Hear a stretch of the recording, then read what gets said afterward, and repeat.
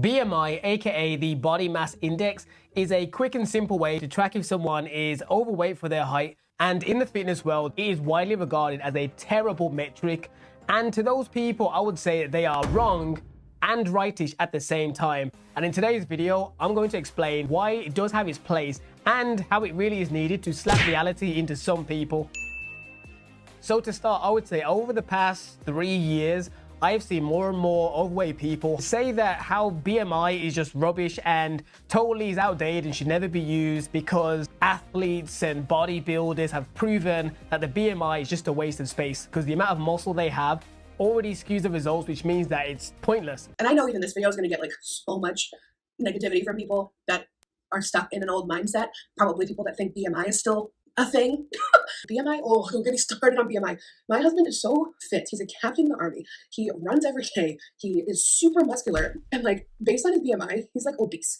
With all due respect, you are not the correct messenger because you're sitting there with a really high BMI trying to shield yourself with almost a protective cover like you do with people with thyroids or disabled people, lumping them in. But if you're not in that demographic of people, it doesn't apply to you. So this is the same scenario here.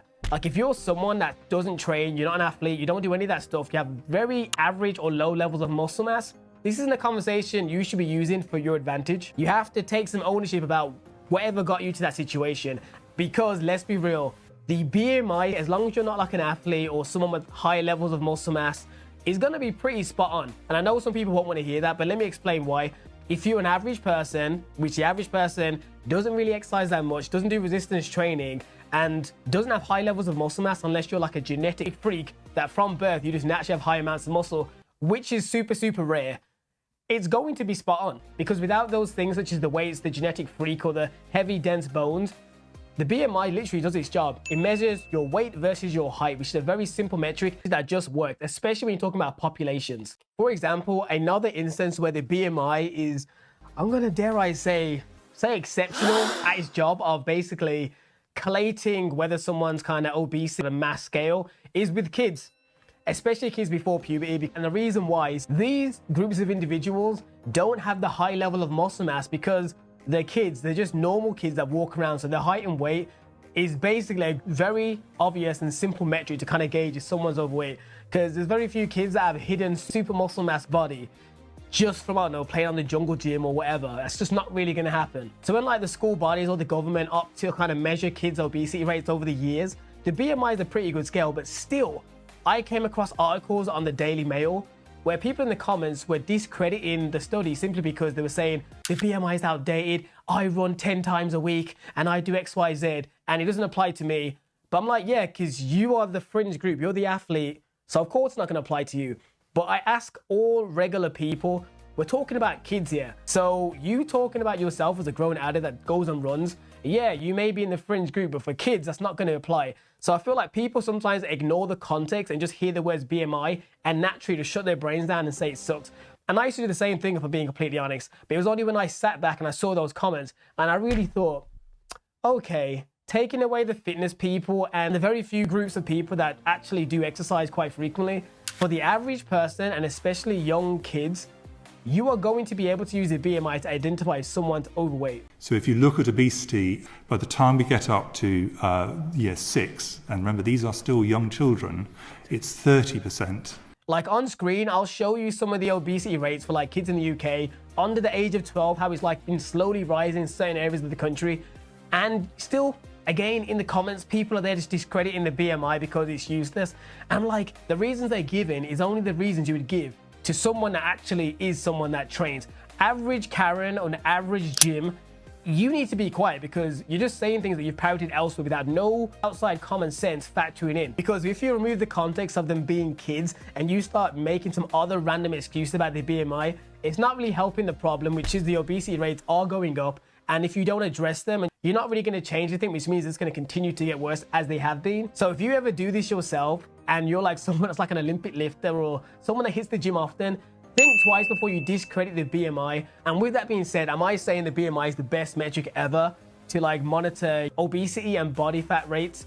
No. However, when it comes to collecting information on large populations of people, it's a very simple and widespread method that's probably going to work because even if you applied it across the whole country, even though there are people in there that exercise and lift that will skew the numbers a bit, on average, most people do not exercise and most people won't be having high levels of muscle mass on their physique.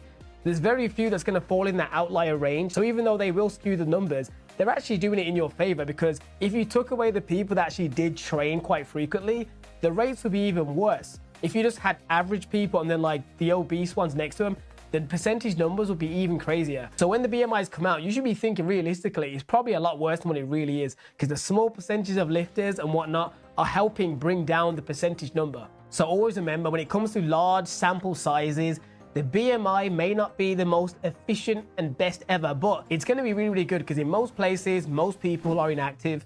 So it's a very simple, easy way to, it really does fulfill its purpose of giving us a general idea and a trend of how things are going. It's a simple metric which does work to most people. So for my bodybuilders and my followers watching, for you it probably won't be applicable, but to your mom, your cousin, or people that don't lift, people at your job, it probably will factor in. So don't completely discredit BMI, because in those two instances of untrained people and kids, it is a very good metric. Like, there's nothing I can think of that's going to beat at a wide scale level. So to all my fitness people, remember, we sometimes can live in a bubble, and we often forget that people in our realm, like on our stories or in our comments, are probably other people that exercise. So we forget that people in our realm, probably, yes, the BMI doesn't apply. So when we say that online, we're talking more to them. But every so often, someone outside that bubble may think it, to them, oh, it doesn't matter either, when it probably does. If you're someone that's like, I don't know, 300-400 pounds, and you're like 5'7", you can't be standing there saying that the BMI doesn't work, or it's not factually true, because clearly you don't even need the scale at that point. We can look at you and see